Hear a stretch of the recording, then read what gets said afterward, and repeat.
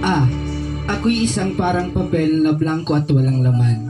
Ngunit nang inyong ibahagi ang inyong nalalaman, ako'y natuto at aking natuklasan.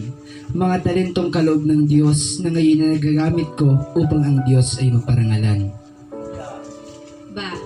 Bagamat ang sabi ng Biblia, kami ay mga tupang dapat gabayan at akayin. Ngunit ako'y naging parang kambing na sobrang hirap pasunurin. Pero salamat po, dahil sa inyong pagdidisiplina na may halong pagmamalasakit, ngayon ako ay nagpapatuloy sa tamang landas na nais ng Diyos para sa akin.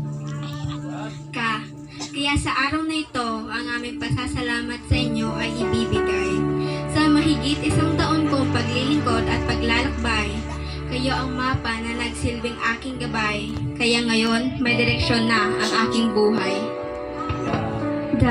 Dahil sa inyong pagmamahal at pagtsatsaga, mula sa aking pagkabata, aking nalaman kung paano mamuhay ng tama at naaayon sa kanyang mga salita. Ako po'y nagpapasalamat sapagkat isa kayo sa umalalay sa akin na maunawaan ang banal na kasulatan at inyong sinuportahan sa aking panawagan at patuloy na ginagabayan upang ito'y makamtan. Batid ko pong kayo ay marami ng napagdaanan at napagtagumpayang pagsubok. Saludo po ako sa inyong katatagan sa kung papaano kayo nanguna sa simbahang ito. Salamat po sa mga payong ibinibigay niyo sa akin na naging daan upang maitamang aking mga pagkakamali. Kaya hindi man ninyo sabihin, alam namin, sa tuwing kayo ay kumaharap sa pilang suliranin, kayo'y nagtatago sa likod ng isang maskara upang hindi kami maapektuhan at hindi namin makita ang inyong paghihina. Dapat lang naigalang kayong lingkod ng Diyos dahil sa pag-ibig at pag-aarugan niyo sa aming lubos. Kami ay natutong sumunod sa utos ng Diyos at hinihikayat kami na mangarap, kaya kami ngayon ay nagsisikap na makapagtapos.